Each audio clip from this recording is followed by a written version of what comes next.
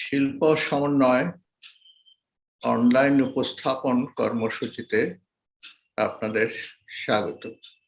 আজকে আমরা আয়োজন করেছি বাংলাদেশের চলচ্চিত্র এর বিকাশ ও এর সমস্যা ইত্যাদি নিয়ে আলোচনা। এই আলোচনাটি হবে 2 পর্বে। প্রথম পর্বে মূলত 1956 সালে মুখোশের মুক্তির সময় থেকে 1971 সালে স্বাধীন বাংলাদেশের অভ্যুদয় পর্যন্ত আলোচিত হবে। এর পরবর্তী পর্বে স্বাধীন বাংলাদেশে চলচ্চিত্রের বিকাশ নিয়ে এবং তার সম্ভাবনা, তার সংকট সব নিয়ে আলোচনা করা হবে। এই আলোচনা দুটি করবেন মাহমুদুল হোসেন, যিনি একজন আলোকচিত্র চলচ্চিত্র গবেষক, অনুবাদক, প্রকাশক এবং এ বিষয়ে বিশেষজ্ঞ। তিনি শিক্ষকতা করেছেন, তিনি নানানভাবে এইসব বিষয়ের সঙ্গে যুক্ত ছিলেন, এখনো আছেন এবং চলচ্চিত্র সংসদ আন্দোলনের একজন অন্যতম কর্মী। তাকে আমরা পেয়ে অত্যন্ত আনন্দিত যে এই আলোচনাটি নিশ্চয়ই একটি মূল্যবান আলোচনা হিসেবে আমাদের কাছে থাকবে। আজকে আমরা প্রথম পর্বের উপস্থাপনাটি করব যে এর শিরোনাম হচ্ছে জাতীয় চলচ্চিত্র ও বাংলাদেশের সিনেমা।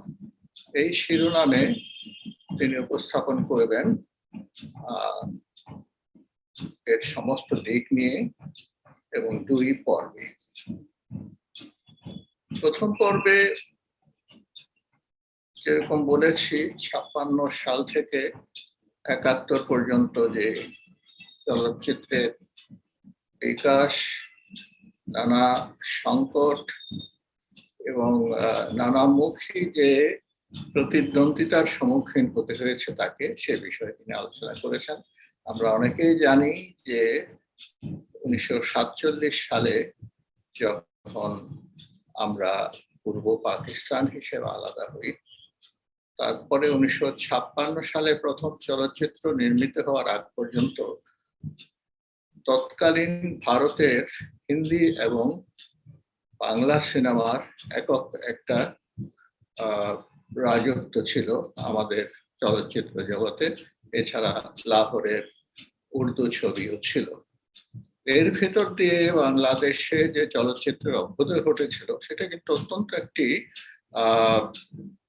উন্নত মানের সূচনা আমরা বলতে পারি, যেখানে মূলত চলচ্চিত্র নির্মাণে এগিয়ে এসেছিলেন দেশের একেবারে সংস্কৃতি জগতের শীর্ষস্থানে অনেক মানুষ, যারা নিজেরা ছিলেন লেখক এবং সংস্কৃতির নানা অঙ্গনে কর্মরত মানুষ।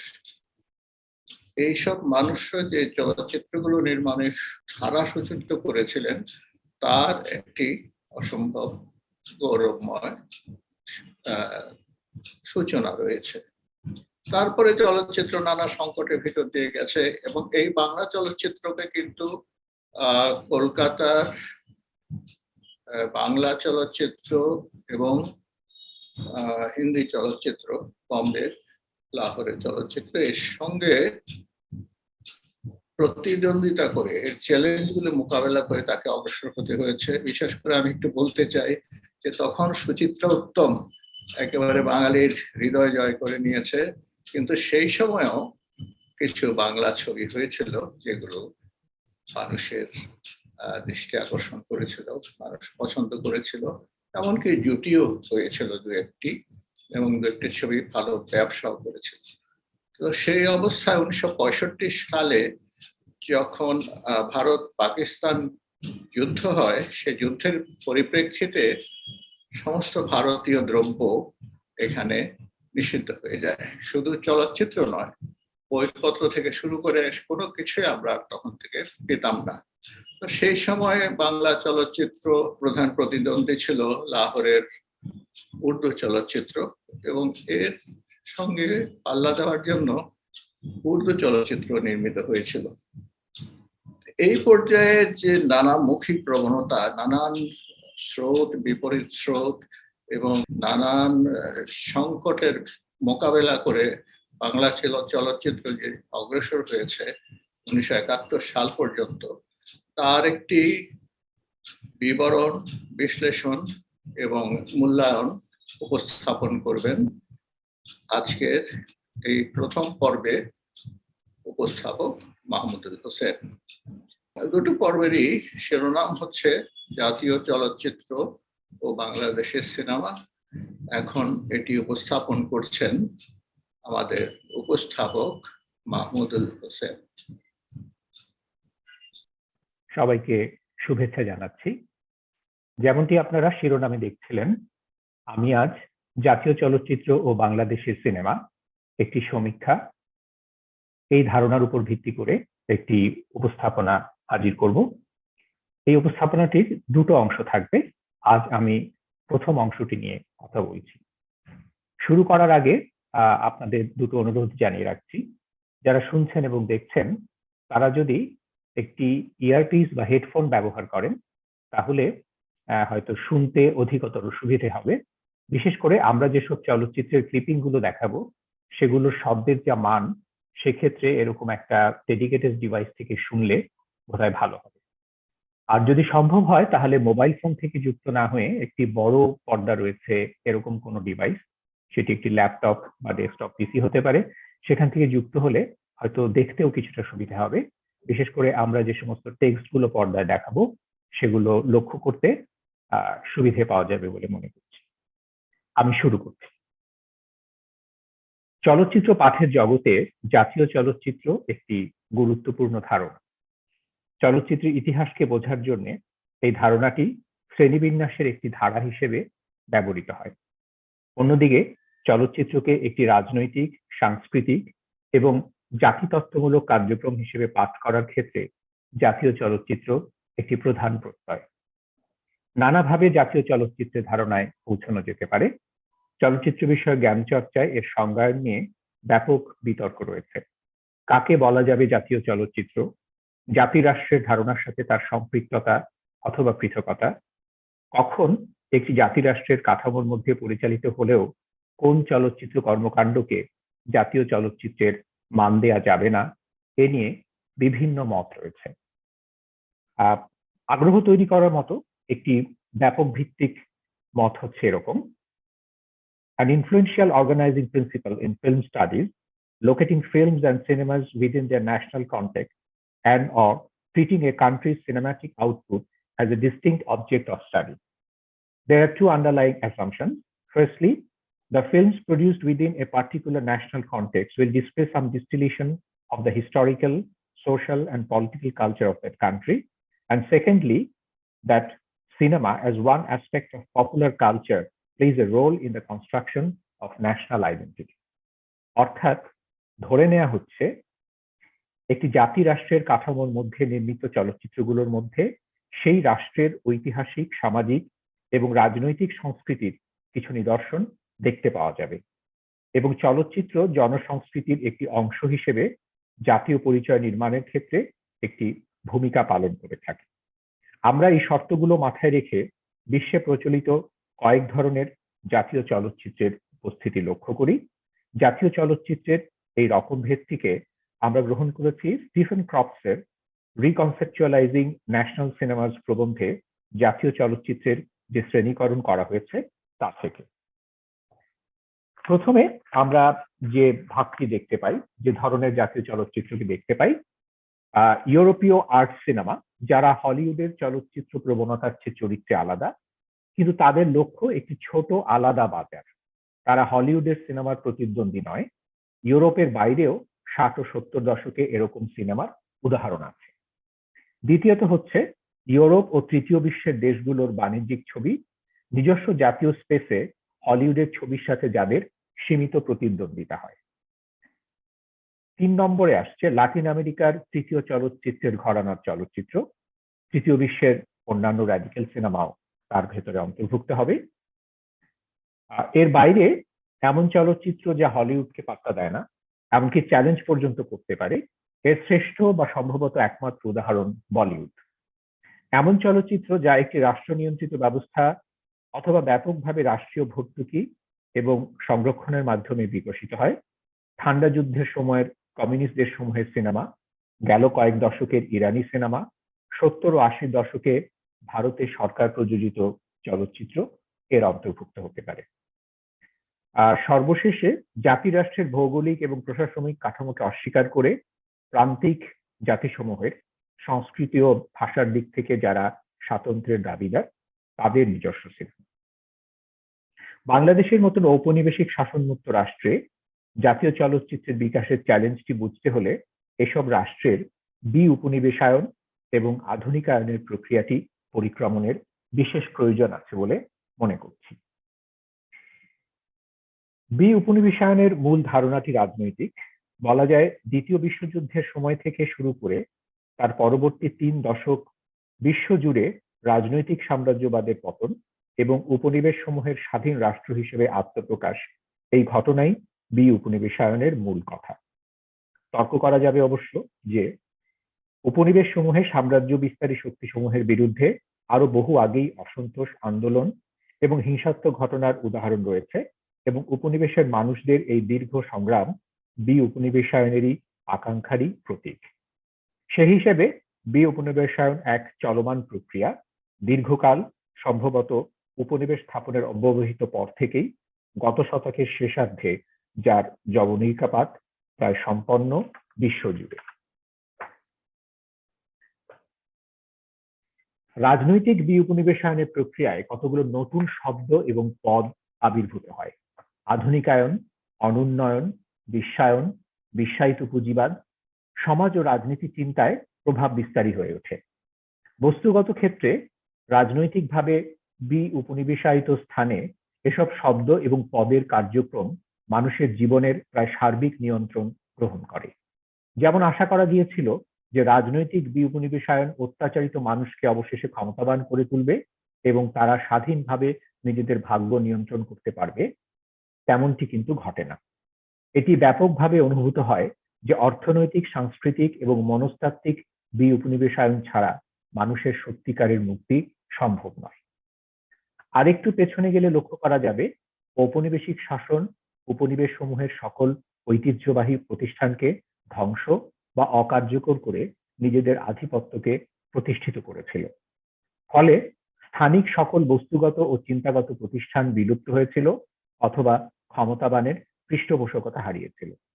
উপনিবেশের মানুষ বস্তু ও চিন্তা বিষয়ক হীনমন্যতায় আক্রান্ত হয়েছিল এবং উপনিবেশ স্থাপনকারীদের উপস্থিত করা বস্তু ও চিন্তার প্রতি আকৃষ্ট হয়েছিল এবং তাদের উৎকর্ষে আস্থাবান হয়েছিল। এভাবেই আধুনিকতার ধারণাটিও ইউরোপীয় উপনিবেশ স্থাপনকারীদের একটি প্রকল্প হিসেবে উপনিবেশ সমূহে একপেশে শ্রেষ্ঠমন্যতায় বাস্তবায়িত হয়েছিল। উপনিবেশ স্থাপনকারীরা বিশ্বাস করেছে এবং বলতে চেয়েছে, only the West developed proper scientific procedures, while Babylonian astronomy lacked a mathematical foundation, Indian sciences lacked rational experiments, Chinese historiography lacked the Thucydidean paradigm, and Asian jurisprudence lacked the strict judicial procedure of canonical law. Although musical understanding and polyphonic music could be found everywhere in the world, only the West developed rational harmonic music, musical notation, and instruments such as the organ, the piano, and the violin. While the principles of pointed arc and dome were known and practiced in the Orient, only the Occident developed them into a systematic style in medieval architecture. Print was known in China, but only the West acquired a press. অর্থাৎ ইউরোপী সকল বিজ্ঞান, প্রযুক্তি, সমাজবিদ্যা ও শিল্পকলার শৃঙ্খলাপূর্ণ ও যৌক্তিক উৎকর্ষ অর্জিত হয়েছিল। এই আত্মবিশ্বাস এবং শ্রেষ্ঠমন্যতা নিয়ে তারা পূর্ব ও দক্ষিণে তাদের সাম্রাজ্য বিস্তারে মনোযোগী হয়েছিল এবং আধুনিক প্রকল্প নতুন সাম্রাজ্যে বাস্তবায়িত করতে চেয়েছিল। এর ফল হয়েছিল সুদূর প্রসারী। উপনিবেশের সকল স্থানিক প্রতিষ্ঠান ধ্বংস হয়ে গিয়েছিল, বলা গেছে আগেই।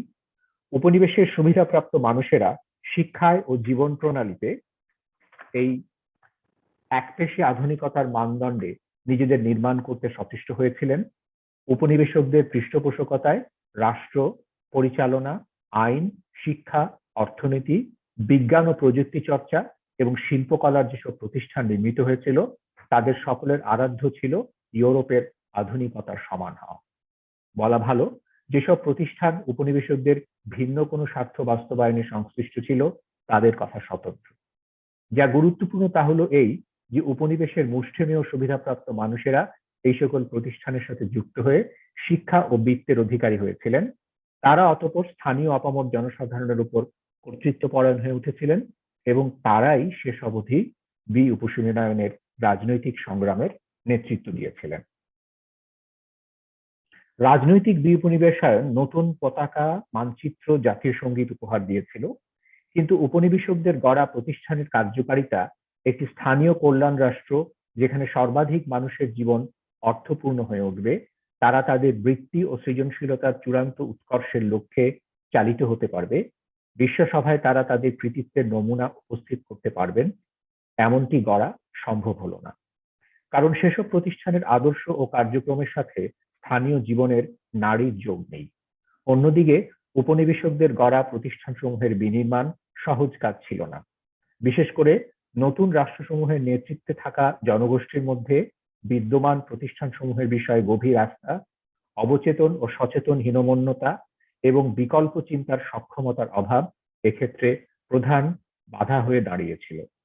আর নতুন যে অভিজ্ঞতা উপনিবেশায়ন উত্তর সময়ে সে হলো ওই সব শব্দ বা পদের আবির্ভাব যাদের কথা উল্লেখ করা গেছে ইতোমধ্যে।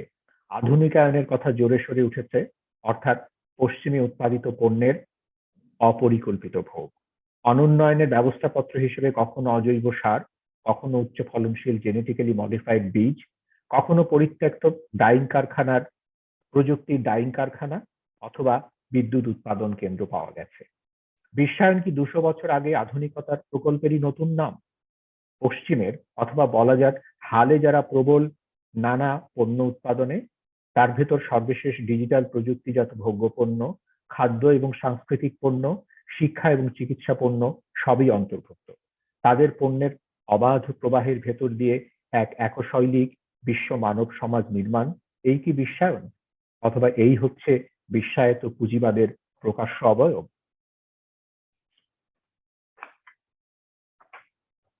এ সকল নীতিপ্রবণতার বিপরীতে সার্বিক উপনিবেশায়নের ধারণার প্রস্তাবনা, বিকল্প আধুনিকতার ধারণার বিবেচনা। উপনিবেশোত্তর অভিজ্ঞতায় দেশে দেশে সচেতন মানুষ, নেতা, শিক্ষক, সমাজকর্মী এবং শিল্পীরা উপনিবেশায়নের জরুরি কাজটির পেছনে গত কয়েক দশক ধরে লেগে রয়েছেন। এই লেগে থাকা কখনো জাতি গঠনের প্রকল্প নামে আখ্যায়িত হয়েছে, কখনো নাম পেয়েছে লাগসই প্রযুক্তির প্রয়োগ, কখনো বা প্রাসঙ্গিক তথা বিকল্প আধুনিকতা, মনন ও সমাজ নির্মাণের। বিদ্যায়তনিক চর্চায় উপনিবেশায়ন এবং বিকল্প আধুনিকতা উপনিবেশোত্তর পাঠের অবিচ্ছেদ্য অংশ হয়ে উঠেছে। চলচ্চিত্রের আবির্ভাব এবং পশ্চিমের শিল্প বিষয়ক আধুনিকতার ধারণা প্রায় সমবয়সী। 19 শতাব্দীতে বোদলেয়ারের শিল্পচিন্তা, গুস্তাভ কুর্বের বাস্তববাদী চিত্রকলা, শিল্পে সমকালীন জীবনের খণ্ডচিত্র উপস্থাপন, প্রতিষ্ঠান এবং প্রচলিত নিয়মের বিরুদ্ধে বিদ্রোহ, উচ্চ ও নিম্ন শিল্পের মধ্যেকার পার্থক্যকে অস্বীকার করবার প্রবণতা, সকল নবতরঙ্গের বিষয়ে আগ্রহ, এসবই আধুনিকতার লক্ষণ হিসেবে স্বীকৃত হয়েছে। অর্থাৎ পশ্চিমের শিল্পে আধুনিকতার আবির্ভাবকে সময় এবং প্রবণতার দিক থেকে নির্দিষ্ট করা যায়। অন্যদিকে 19 শতাব্দীর শেষে চলচ্চিত্র আবিষ্কৃত হয় এবং প্রবণতার দিক থেকে আধুনিক শিল্পের প্রায় সকল লক্ষণকে বহন করে।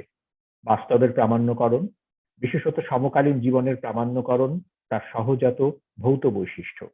উচ্চ শিল্পের শ্রেষ্ঠমন্যতা তার নেই, বরং সর্বাধিক মানুষের কাছে পৌঁছানোর জন্য তার যে প্রাণান্ত চেষ্টা, তাতে স্বাদ দিতে পারে এমন যে কোনো যোগাযোগ কৌশলকে সে সাদরে আমন্ত্রণ জানায়। আর চলচ্চিত্র সে তো নিজেই এক আভাগাদ, এক নবতরঙ্গ। আর চলচ্চিত্রের যে ভৌত অবস্থা তা ভীষণ প্রযুক্তিপ্রবণ এবং এর আবিষ্কারের শুরুতেই যে পেটেন্ট বিষয়ক নানা জটিলতা তা আধুনিক পুঁজিবাদী সময়ের মেজাজকেই নির্দিষ্ট করে। আমাদের মনে পড়বে প্রথম প্রদর্শিত চলচ্চিত্র একটি রেলগাড়ি নিয়ে। আমরা জানি যে রেলগাড়ি পশ্চিমের আধুনিকতার সাফল্যের পতাকাবাহী এক আইকন। পরে বিংশ শতাব্দীর শুরুতেই চলচ্চিত্র যুক্ত হয়েছে রুশ বিপ্লবের মতন দুনিয়া কাঁপানো ঘটনায়, আর চ্যাপলিন নির্মাণ করেছেন মডার্ন টাইমস। একসময় হলিউডের স্টুডিও সিস্টেমের হাত ধরে চলচ্চিত্র হয়ে উঠেছে পুঁজিবাদী শিল্পের এক সফল নিদর্শন। আবার 20-এর দশক থেকেই এক্সপেরিমেন্টাল ফিল্মের ভেতর দিয়ে আভাগাদ শিল্পচর্চার সমান্তরাল কাজ চলেছে চলচ্চিত্রে। এই চলচ্চিত্র যখন এসেছে উপনিবেশে, তখন সে উপনিবেশকদের প্রযুক্তিগত সাফল্যের দম্ভ, মহাবিষ্ট করার জাদুকরী ক্ষমতা আর পুঁজিবাদী এজেন্ডাকে একত্রে বহন করেছে। বলা যায় আধুনিকায়নের যে প্রক্রিয়া উপনিবেশের কালেই শুরু হয়েছিল, চলচ্চিত্র ছিল তাতে এক শক্তিমান যুগ। উপনিবেশের চলচ্চিত্রের বড় বাজার নিশ্চিত করেছে।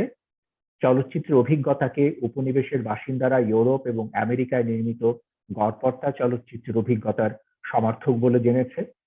পরে যখন উপনিবেশের মানুষেরা চলচ্চিত্র নির্মাণ করেছেন, তখন তারা সেই অভিজ্ঞতার কাছেই ফিরে গেছেন। তাদের নির্মিত চলচ্চিত্র দেখা এবং বর্ণনায়, দৃশ্যগত মেটাফোর নির্মাণে স্থানীয় হয়ে উঠতে পারেনি। এভাবে উপনিবেশায়নের প্রকল্পটিরই আরেকটি সফল খুঁটি গাঁথা হয়েছে। রাজনৈতিক বিউপনিবেশায়নের পর অন্যান্য অভিব্যক্তি মাধ্যমের মতো চলচ্চিত্রের বিউপনিবেশায়ন একটি জরুরি কাজ হয়ে ওঠে। নতুন রাষ্ট্রগুলোতে কোনো কোনো চলচ্চিত্র নির্মাতারা এ বিষয়ে সচেতন হয়ে ওঠেন যে উপনিবেশকালের ধারাবাহিকতায় স্থানীয়ভাবে যে চলচ্চিত্র নির্মিত হচ্ছে, সেখানে কোনো স্থানিক প্রকাশাঙ্গিক গড়ে উঠছে না। স্থানীয় শিল্প ঐতিহ্যের সাথে এসব চলচ্চিত্রের অভিব্যক্তি যুক্ত হতে পারছে না। সমকালীন স্থানিক সংবেদনকে তারা শিল্পে বিনির্মাণ করতে পারছেন না। নতুন রাষ্ট্রে জাতি গঠনের অধ্যায়গুলো তারা আলোচনা এবং সমালোচনা করতে পারছেন না। উপরন্তু চলচ্চিত্রের নব্য উপনিবেশবাদ বিস্তৃততর চেহারায় সর্বগ্রাসী এবং সর্বব্যাপী এক সাংস্কৃতিক পণ্য হিসেবে আবির্ভূত হচ্ছে। এই সচেতনতা থেকে চলচ্চিত্রে বিউপনিবেশায়নের প্রচেষ্টার শুরু। বস্তুত আফ্রিকা, এশিয়া এবং লাতিন আমেরিকার দেশগুলোতে এই উদ্যোগের ফল হিসেবে বিভিন্ন ধরনের প্যারালাল সিনেমা এবং বিকল্প সিনেমার আন্দোলন সূচিত হয়েছে। এসব আন্দোলনকেই আমরা এসব দেশে জাতীয় চলচ্চিত্রের সূতিকাগার হিসেবে চিহ্নিত করতে পারি। এরা এমন চলচ্চিত্র প্রচেষ্টা যা ঔপনিবেশিক অতীতের সাথে আমাদের উপনিবেশ উত্তর সমসাময়িক সময়ের এক ধরনের সমালোচনামূলক সংলাপ বা ক্রিটিক্যাল ডায়ালগে যুক্ত হয়। এই চলচ্চিত্র একপেশে বিশ্বায়নের ধারণাকে প্রত্যাখ্যান করে, কিন্তু স্থানিক সংবেদনের সমকালীন ব্যাখ্যাকে বিশ্ব সভায় তুলে ধরে। বিশ্বায়ন বরং এক রংধনু, অনেক স্থানিক সম্ভারের এক ঐশ্বর্য এই মতকে দৃঢ়তা দেয়। এই চলচ্চিত্র গ্লোবালাইজেশনের পরিবর্তে গ্লোকালাইজেশনের প্রতি সকলের দৃষ্টি এবং প্রেরণা দেয়। এমন দৃশ্য সংবেদ সৃষ্টি করতে অনুপ্রাণিত হয় যা স্থানিক বা লোকাল, কিন্তু বিশ্ব পর্যায়ে তা গ্লোবালি সে চলচ্চিত্রের ভান্ডারকে সমৃদ্ধ করতে পারে। একই সময়ে সে সমকালীন এবং আধুনিক।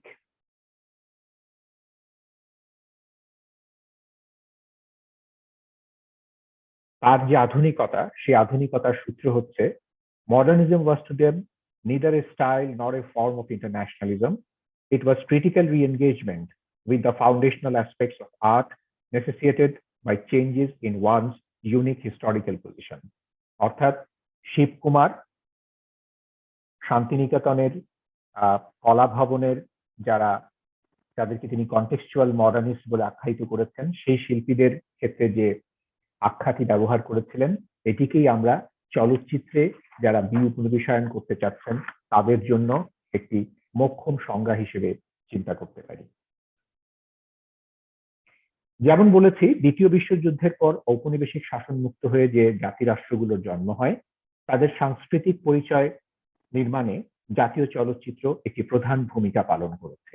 এশিয়া এবং আফ্রিকার এরকম নতুন জাতি রাষ্ট্রে চলচ্চিত্র নির্মাতারা অনেক ক্ষেত্রে সরকারি পৃষ্ঠপোষকতায়, যেমন ভারতে এনএফডিসির প্রযোজনায় এসব ছবি নির্মাণ করেছেন। যেন জাতি গঠনের একটি অংশ হিসেবে এসব চলচ্চিত্র নির্মিত হয়েছে। ভারতে সত্যজিৎ রায়, ঋত্বিক ঘটক, মৃণাল সেন, আদুর গোপাল কৃষ্ণন, গিরিশ কাসারাভালি এবং ভারতীয় নবতরঙ্গের আরো অন্য নির্মাতা মিলে জাতীয় চলচ্চিত্রের ভারতীয় অধ্যায়টি রচনা করেছেন। মনে রাখা ভালো, জাতীয় চলচ্চিত্র কোনো সংগঠিত পরিকল্পিত আন্দোলন নয়, কিন্তু একটি জাতিগত যৌথ চেতনা, বিশ্বাস, আকাঙ্ক্ষা ও সংগ্রামকে ধারণ করে নির্মিত চলচ্চিত্র ভান্ডার। আমাদের দেশে আমরা জাতীয় চলচ্চিত্রের সম্ভাবনাটি পরখ করে দেখতে চাই। বাংলাদেশে রাজনৈতিক বিউপনিবেশায়নের প্রক্রিয়াটি সরল হয়নি। 1947-এর ফলস ডন বা মিথ্যা প্রভাতের সূচনা এই প্রক্রিয়াকে জটিল এবং অনেক বেশি রক্তক্ষয়ী করেছিল। অন্য আর সকল কিছুর মতো এদেশের চলচ্চিত্রকেও তার খেসারত দিতে হয়েছিল।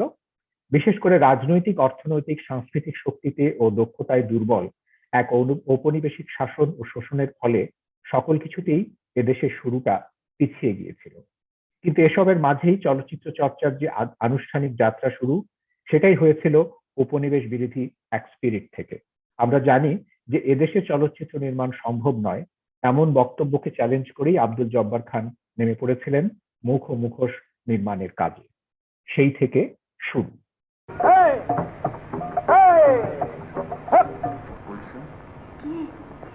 এই তো সুযোগ। ওরা মদে, গানে, নাচে চুর হয়ে আছে।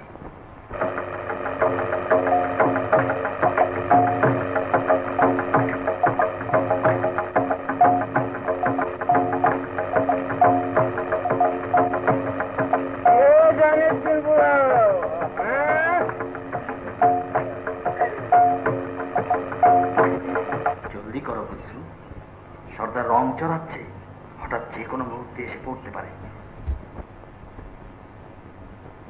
একটু দাঁড়াও ছোট সর্দার, বন্দুকটা নিয়ে আসে।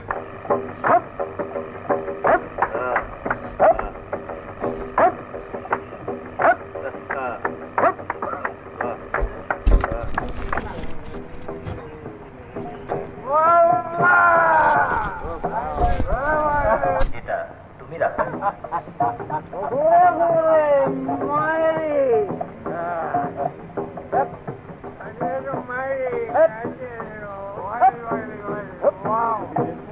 এবার চলো।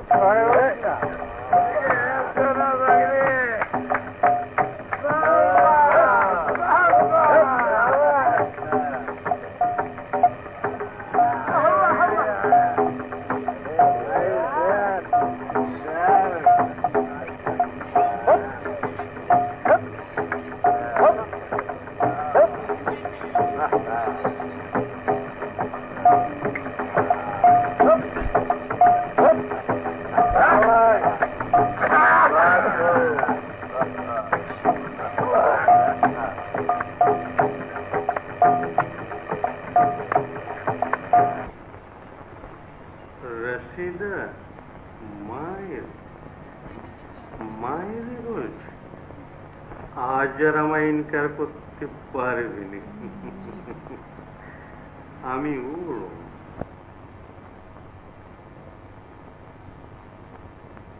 তুই আমার হিরণ পর, তোকে নিয়ে উড়বো।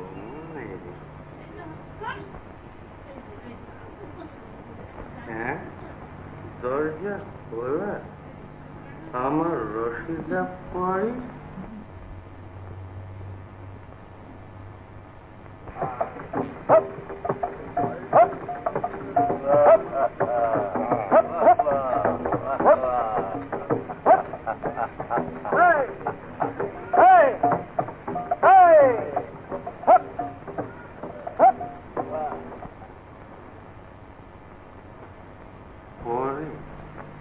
পরে হাওয়া, হ্যাঁ হাওয়া। কিন্তু তারও আগে, অনেক অনেক আগে এদেশেরই মানুষ হিরালাল সেন যে উপমহাদেশের প্রথম চলচ্চিত্র নির্মাণে উদ্যোগী হয়েছিলেন, সে কথা কিন্তু মনে করা সহজ হয়নি। ইতিহাস বিস্মৃতির ঔপনিবেশিক প্রক্রিয়াটি কার্যকর হয়েছিল গত শতকের 70 দশকের শেষ ভাগের আগে, সেদিকে আমাদের দৃষ্টি আকর্ষিত হয়নি।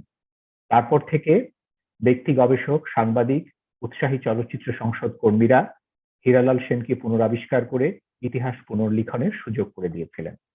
তারপরও ঔপনিবেশিক হ্যাংওভার চলেছে। বিস্তৃতির আড়াল থেকে এই চলচ্চিত্র জনককে তার যোগ্য আসনে বসাতে সময় কম লাগেনি, এখনো সে এক চলমান প্রক্রিয়ায়। এখানে আমরা হিরালাল সেনের যে সংক্ষিপ্ত কর্মপঞ্জি সেটা আমরা দেখাচ্ছি। আপনারা লক্ষ্য করবেন যে হিরালাল সেন শুধুমাত্র উপমহাদেশের চলচ্চিত্রের জনকই নন, তিনি সেই সময়ে সমস্ত প্রতিকূলতার ভেতরে অবিশ্বাস্য সংখ্যক চলচ্চিত্র তৈরি করেছিলেন। এবং বলা হয়ে থাকে যে অ্যাকচুয়ালি 1903 সালের জানুয়ারি মাসে তিনি যে আলিবাবা চলচ্চিত্রটি মুক্তি দেন সেটি আসলে সারা বিশ্বের প্রথম পূর্ণদৈর্ঘ্য চলচ্চিত্র। কারণ হচ্ছে যে পোর্টারের ছবিটি দ্য গ্রেট ট্রেন রোভারি সেটি মুক্তি পেয়েছিল 1903 সনের ডিসেম্বরে, আর আলিবাবা কিন্তু মুক্তি পায় 1903 সনের জানুয়ারি মাসে। এদিকে 1905 সালে উনি বঙ্গভঙ্গের উপরে যে গ্র্যান্ড প্যাট্রিয়টিক ফিল্ম নির্মাণ করেছিলেন সেটি বলা যেতে পারে বিশ্বের প্রথম রাজনৈতিক প্রামাণ্যচিত্র। সব মিলিয়েই তার বিষয়টি যে কোনো দিক থেকেই অত্যন্ত ব্যতিক্রমী এবং সারা বিশ্বের চলচ্চিত্র ইতিহাসে হীরালাল সেন একটি মাইল ফলকের মতো নাম। শুরুর সময় রাজ্যে গুরুত্বপূর্ণ ঘটনা তা হলো ওই জগা খিচুড়ি ঔপনিবেশিক আমলেই প্রথম যে সরকার এদেশের মানুষের ভোটে ক্ষমতায় এসেছিল সেই যুক্তফ্রন্টের সময় ঢাকায় এফডিসি স্থাপিত হয়েছিল। জাতির পিতা বঙ্গবন্ধু শেখ মুজিবুর রহমান তখনকার শিল্প ও বাণিজ্য মন্ত্রী হিসেবে এ বিষয়ে অগ্রণী ভূমিকা পালন করেছিলেন।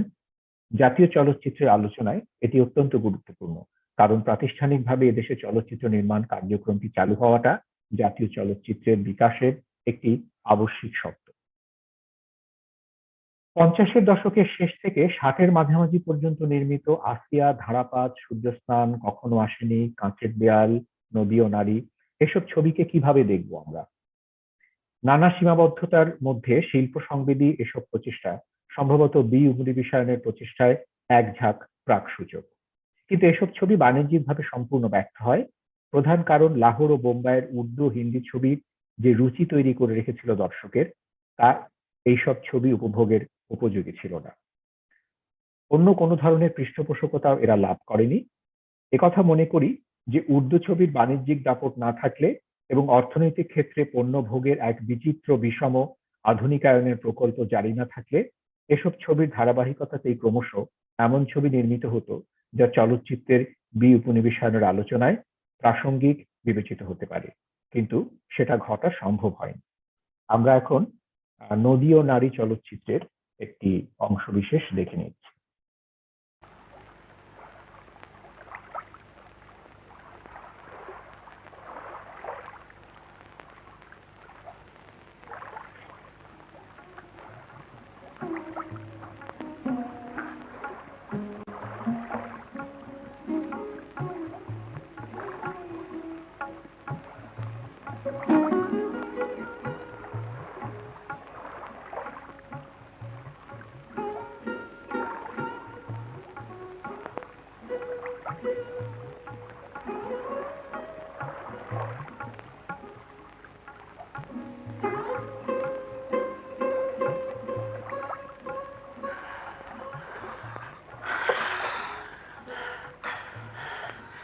এইবার বর্ষার ধান উঠলেই বরফ কেনা লাগবো।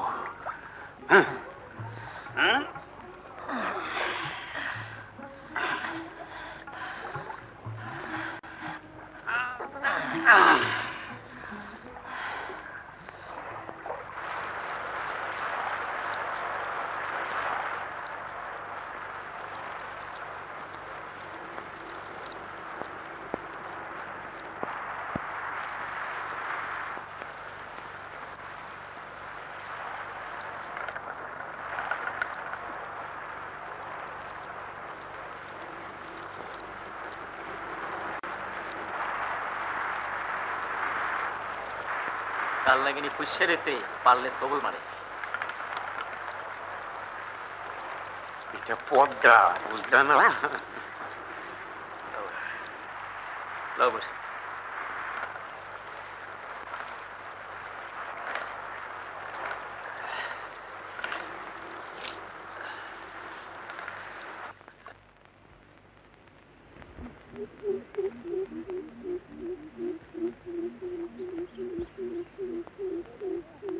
ভাই, ফসল তো পাকছে, আমরা তো লক্ষ্মী চেড়ার তো। এবার তোমার মাইয়ার বিবিরে আনন্দ লাগে। ও তা এবার তো তাকে আনন্দই লাগে। ঠিকই কইছ। তা না হইলে আমাকে দান সিদ্ধ করবো কেটা? ও লও।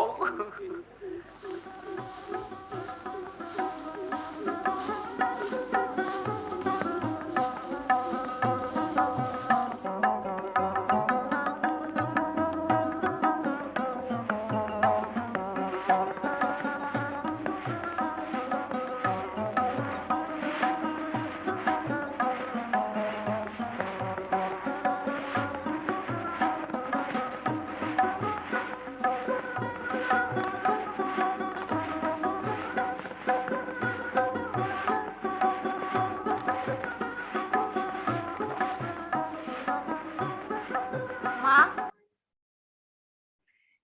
একটি কৌতূহল উদ্দীপক ঘটনা এই যে প্রথম যেসব ছবি এদেশের জীবন ও প্রকৃতির এক সৎ ও শিল্পিত রূপ নির্মাণের চেষ্টা করেছিল তার অন্যতম একটি উর্দু ছবি জাগো হুয়া সাবেরা।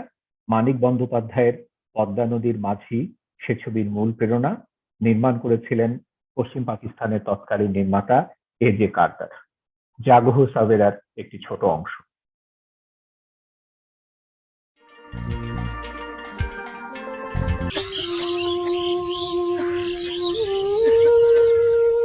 বন্ধুরে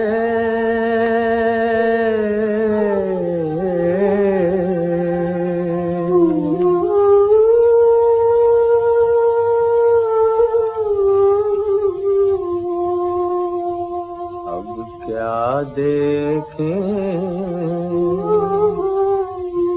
राह तुम्हारी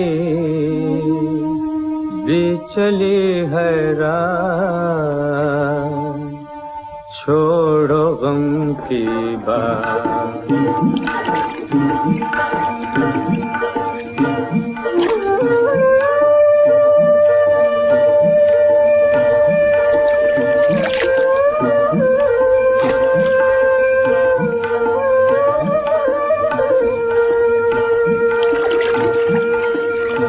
थम गए आंसू, थक गई अखियां, गुजर गई बरसात,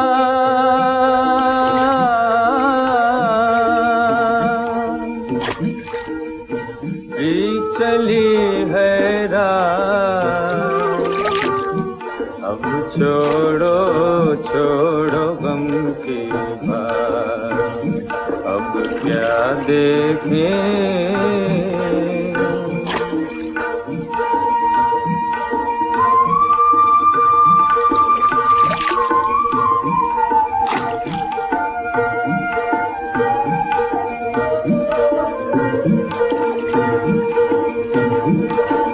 कब से आस लगी दर्शन की,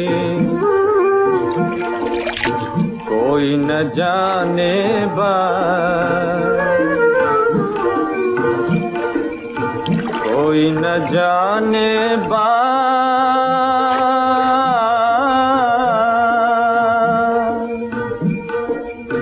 भी चली है रात। अब छोड़ो छोड़ो गम की बात, अब क्या देखें।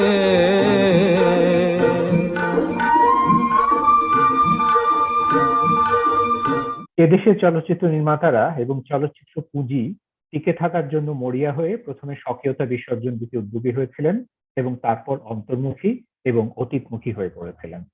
প্রথম বিষয়টি ছিল উর্দু ছবি নির্মাণের প্রচেষ্টা। অন্তত সে সময়ের বাস্তবতায় উর্দু ছবি নির্মাণ জাতীয় চলচ্চিত্র প্রতিষ্ঠার সহগামী ছিল এমন কথা বলা যাবে না। কিন্তু দ্বিতীয় যে উদ্যোগ জনপ্রিয় লোককাহিনী ভিত্তিক বা লোককাহিনীর আদলে কাহিনী বানিয়ে নিয়ে যাত্রা ঢঙের চলচ্চিত্র নির্মাণ, সেটিও জাতীয় চলচ্চিত্রের ধারণায় লাভসই নয়। কারণ এসব ছবি লোককাহিনীর কোনো সমকালীন ব্যাখ্যা বা ডিকনস্ট্রাকশন উপস্থাপন করেনি। আঙ্গিকের দিক থেকেও যাত্রার ফর্মটিকে ভেঙে নতুন কিছু করার চেষ্টা লক্ষ্য করি না। ফলে এই অন্তর্মুখী প্রবণতা এবং অতীতচারিতা আসলে উপনিবেশের মানুষের নানা ডেসপারেশন টিকে থাকার তার মধ্যেই গণ্য হবে। তবে উল্লেখ না করলে অন্যায় হবে যে এসব ছবি রূপবান থেকে শুরু করে এদেশের প্রান্তিক মানুষকে প্রথমবারের মতন চলচ্চিত্রের অভিজ্ঞতায় যুক্ত করেছিল। গবেষকরা বলছেন যে মহকুমা সদর পর্যন্ত তখন প্রেক্ষাগৃহ স্থাপিত হয়েছিল এবং নিম্নবর্গের মানুষ প্রায় একই সাথে বিদ্যুতায়ন এবং চলচ্চিত্রের সাথে পরিচিত হয়েছিল। আর লাহোরের ঔপনিবেশিক পুঁজির সাথে লড়াই করে টিকে গিয়েছিল বাঙালি পুঁজি। সেদিক থেকে ব্যাপকতর রাজনৈতিক, অর্থনৈতিক এবং সাংস্কৃতিক বিউপনিবেশায়নের প্রক্রিয়ায় এই ঘটনা গুরুত্ব বহন করে বটে। রূপবানের একটি অংশ বিশেষ। নওবতখানায় বলে দে শাহজাদার বিয়ের বাজনা বাজাতে, আর ঘটকপুরকে পাঠিয়ে দে মা রূপবানকে সসম্মানে নিয়ে আসো।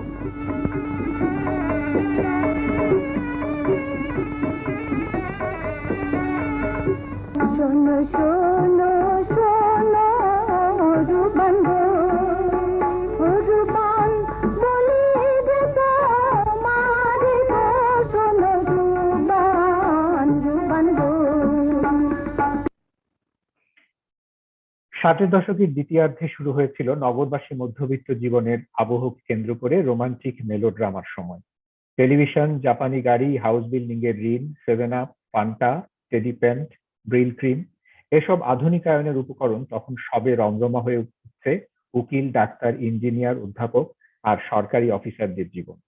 এই সমকালীন জীবনকে নিয়ে রূপকথাময় চলচ্চিত্র নির্মিত হয়েছিল অনেক। সুন্দর মুখ, মিষ্টি সুর, মান অভিমানের টসটসে সংলাপ, ভুল বোঝাবুঝির দিনরাত্রি এবং মধুর সমাপ্তি। উপনিবেশের পণ্যবাহিত আধুনিকায়নের এক ধরনের মহিমায়ন ঘটেছিল এসব ছবিতে। বিদ্যমান জীবন বিষয়ক কোনো জরুরি সংলাপ সেখানে সৃষ্টি হয়নি। আরো যা গুরুত্বপূর্ণ তা হলো সে সময়ে রাজনৈতিক বিপনিবেশায়নের তথা জাতীয়তাবাদী জাগরণের যে প্রক্রিয়া শুরু হয়েছিল, এই মধ্যবিত্তরই একাংশ যার নেতৃত্বে ছিল তা আদৌ প্রাসঙ্গিক হয়ে ওঠেনি এসব ছবিতে। মধ্য 60 থেকে শুরু হয়ে এদেশে নির্মিত চলচ্চিত্রের বাণিজ্যিক সাফল্য লাভ করেছিল, তাতে উর্দু ছবি নির্মাণ সেভাবে ভূমিকা পালন করেনি। গবেষকরা দেখিয়েছেন যে বেশিরভাগ উর্দু ছবি ভালো ব্যবসা করেনি। তবে লোককাহিনীর আদলে নির্মিত ছবি এবং তারপর নাগরিক মধ্যবিত্ত কিনে মেলোড্রামা ভালো বাজার পায়। অন্যান্য কারণের সাথে একটি প্রধান ব্যাপার হলো এ সময় ভারত থেকে ছবি আসা বন্ধ হয়ে যায়। কলকাতার বাংলা ছবির প্রতিযোগিতার মুখোমুখি হতে হয় না ঢাকার ছবিকে। এই প্রোটেকশন বা পরিরক্ষণ স্বাধীনতার পরেও অব্যাহত ছিল। 60-এর দশকে এদেশে যে ঝঞ্ঝা বিক্ষুব্ধ রাজনৈতিক আবহ, তার উত্তাপ প্রায় পড়েইনি ঢাকার চলচ্চিত্রে।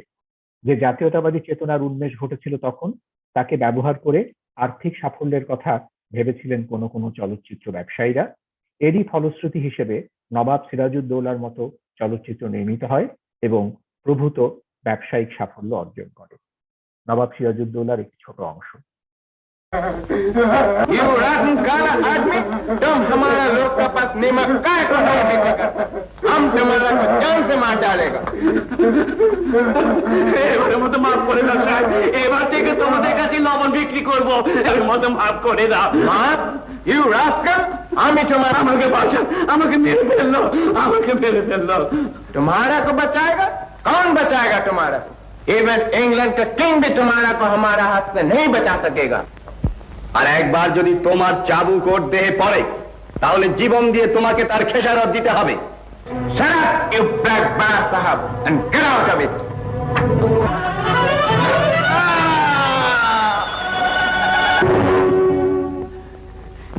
কি করলেন হুজুর? নবাব সিরাজউদ্দৌলার রাজত্বে হত্যার অধিকার তো কারো নেই। আছে, অত্যাচার যদি সহ্যের সীমা ছাড়িয়ে যায় তাহলে অত্যাচারীকে হত্যার অধিকার আছে। দেখবি ওরা বাণিজ্যের নামে কি অমানসিক অত্যাচার করবে এদেশের নিরীহ মানুষগুলোর উপর। তুই কঠোর হাতে তাদের দমন করিস দাদু। কেউ জিজ্ঞেস করলে বলো নবাব সিরাজউদ্দৌলা নিজ হাতে ইংরেজকে হত্যা করেছে। আমার খঞ্জর তার সাক্ষী।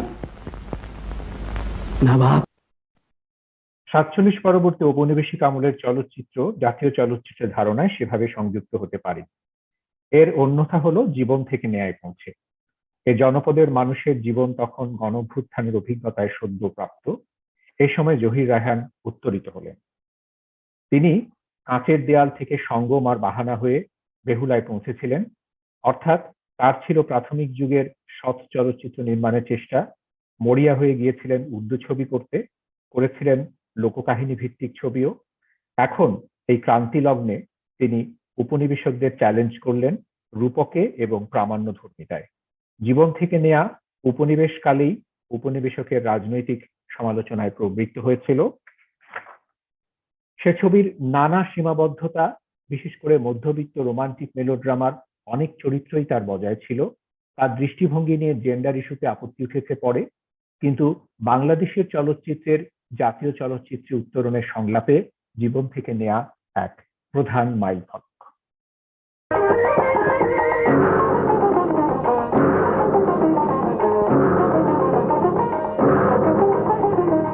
কারা রইল বোকাপাট, কারা রইল বোকাপাট, ভেঙে ফেল কর রেলপাট, রক্ত জমাট শিকল পুজোর ভাষণ বেদি।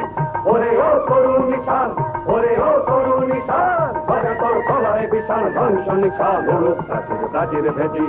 কারা রইল বোকাপাট, কারা রইল বোকাপাট।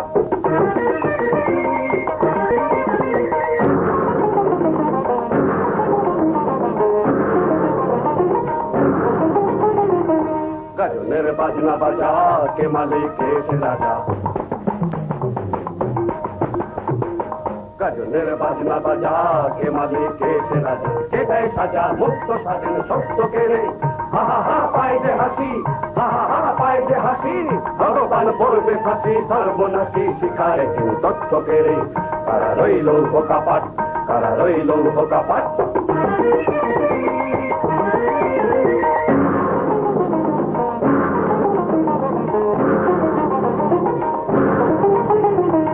ওরে ও পাগলা ভোলা, বেড়ে যে প্রলয় দোলা।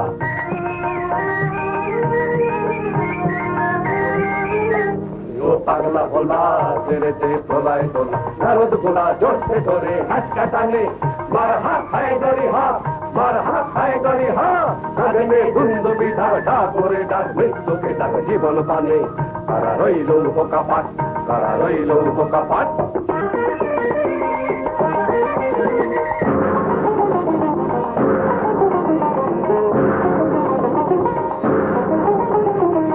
নাচে ওই কাল বসে কি, কাটাবি কাল বসে কি। নাচে ওই কাল বসে কি, কাটাবি কাল বসে কি। দেবে দেখি ভীম তারা রই ভিক্ষি নারী, লাঠি মার ভাঙরে তালা, লাঠি মার ভাঙরে তালা। যত সব তুমি চালায় আগুন জ্বালা, আগুন জ্বালা ফেলো বাড়ি। কারা রইল বোকাপাট, কারা রইল বোকাপাট। ভেঙে ফেল কর রেলপাট, রক্ত জমাট শিকল পুজোর ভাষণ বেদি। ওরে ও তরুণ নিশান, ওরে ও তরুণ নিশান, বাজা তোর গলায় বিশাল ধ্বংস নিশান, মুলুক প্রাচীর প্রাচীর ভেদি। কারা রইল বোকাপাট, কারা রইল বোকাপাট, কারা রইল বোকাপাট, কারা রইল বোকাপাট।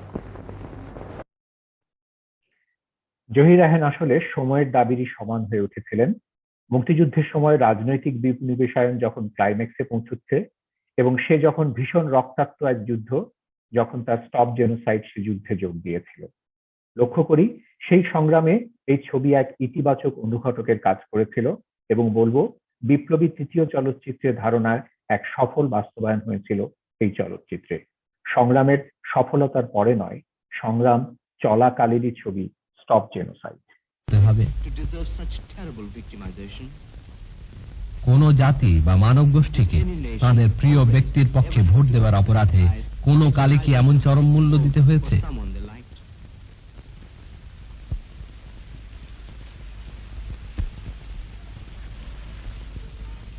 শরণার্থীদের মিছিল দেখতে দেখতে হঠাৎ একটি অস্বাভাবিক ঘটনা চোখে পড়ল। কাছে এগোলাম, দেখলাম এক বৃদ্ধা, বয়স ৮০ হতে পারে, ১০০ হতে পারে। চোখের দৃষ্টি ঝাপসা হয়ে এসেছে। হাতের এই লাঠির সাহায্যে ইনি কেমন করে যেন দিক নির্ণয় করে পথ চলতে পারেন। কানে খুব একটা শুনতে পান না।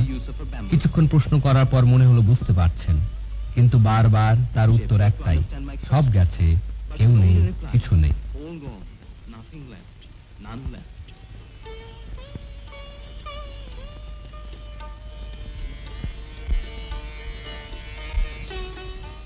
It was amazing that with so little power in her eyes, she dared to take on the hazardous journey. অবাক লাগে, প্রায় দৃষ্টি শক্তিহীন হয়েও এমন বিপদপূর্ণ পথে এমনি করে গড়িয়ে গড়িয়ে প্রায় ১০০ মাইল রাস্তা ইনি এলেন কি করে? এই অবিশ্বাস্য পরিশ্রমের পর ইনি কি বেঁচে থাকবেন? পাকিস্তানি বর্বরদের পৈশাচিক অত্যাচার কোন পর্যায়ে পৌঁছলে এমন মৃত্যু পথযাত্রীরাও পালিয়ে মরতে চায়? The observance of fundamental human rights has, insofar as it is the subject matter of legal obligation, ceased to be one of exclusive অথচ মানবাধিকার সংরক্ষণের দায়িত্ব নিয়ে কত গাল ভরা কথাই না জাতিসংঘ সনদে লিপিবদ্ধ হয়ে আছে।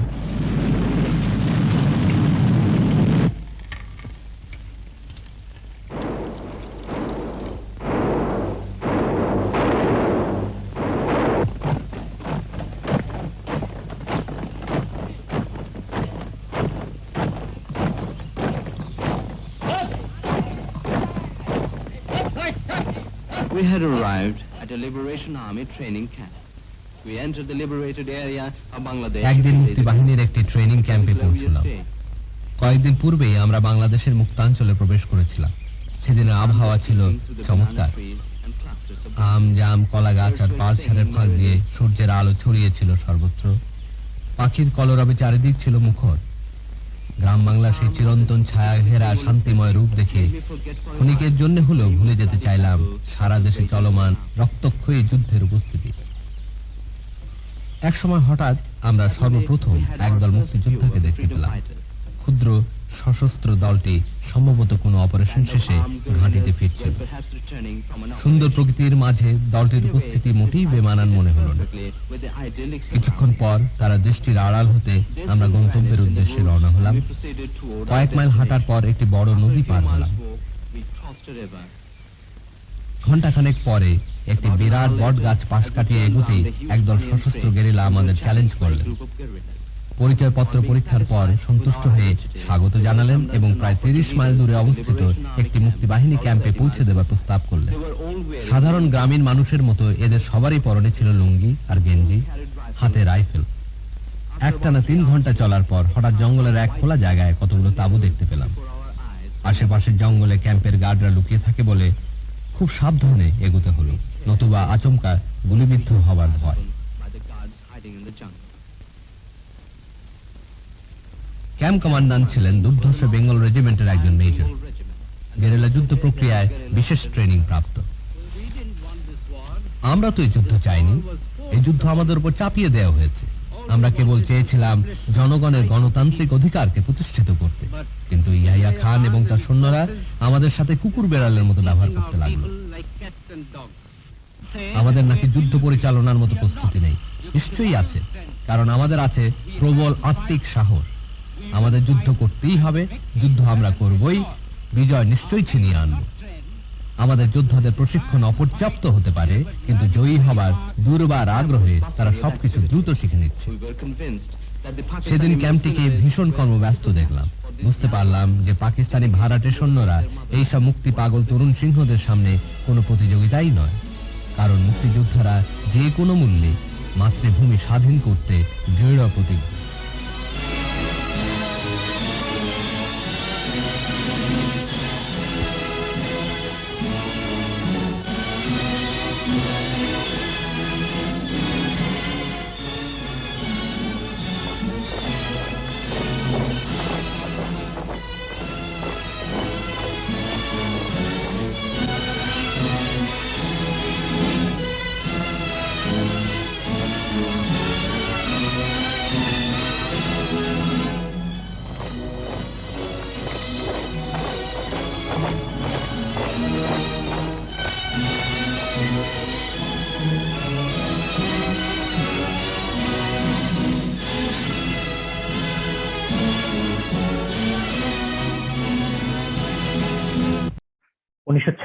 থেকে 1971 সন পর্যন্ত আমরা এখানে নির্মিত চলচ্চিত্রগুলোর দুটো পরিসংখ্যান দেখতে পাচ্ছি। মোট 206টি চলচ্চিত্র নির্মিত হয়েছিল। এর ভেতরে বাংলা ছবি ছিল 158টি এবং উর্দু ছবি ছিল 48টি। আরেক রকম বিভাজনে আমরা দেখতে পাচ্ছি যে লোকবাহিনী ভিত্তিক ছবি ছিল 37টি, সামাজিক ছবি 140টি, ফ্যান্টাসি ছবি 14টি, থ্রিলার 2টি, কমেডি 2টি, ঐতিহাসিক ছবি 6টি এবং শিশুতোষ ছবি 1টি। আমরা এই পরিসংখ্যানগুলো নিয়েছি প্রথমটি আলমগীর কবিরের ফিল্ম ইন বাংলাদেশ বই থেকে এবং দ্বিতীয়টি মির্জা তারিকুল কাদিরের বাংলাদেশের চলচ্চিত্র শিল্প, এই দুটি বই থেকে আমরা এগুলোকে গ্রহণ করছি। আমাদের এই আলোচনার প্রথম পর্বটি আজকে আমরা এখানেই শেষ করতে যাচ্ছি। যারা ধৈর্য ধরে অনুষ্ঠান শুনেছেন তাদের সকলকে অসংখ্য ধন্যবাদ জানাচ্ছি, আর সবাইকে আহ্বান জানাচ্ছি আমাদের আগামী পর্বেও আমাদের সঙ্গী হওয়ার। সে পর্বে আমরা স্বাধীনতা উত্তর বাংলাদেশে চলচ্চিত্রের যে বিকাশ এবং গতি প্রকৃতি তা নিয়ে আলোচনা করে জাতীয় চলচ্চিত্রের বিকাশের ক্ষেত্রে আমরা কোথায় দাঁড়িয়ে আছি সেই বিষয়টি বোঝার চেষ্টা করব। আপনাদের সকলকে সে অনুষ্ঠানে আমন্ত্রণ জানাচ্ছি। সকলকে আবারও অসংখ্য ধন্যবাদ।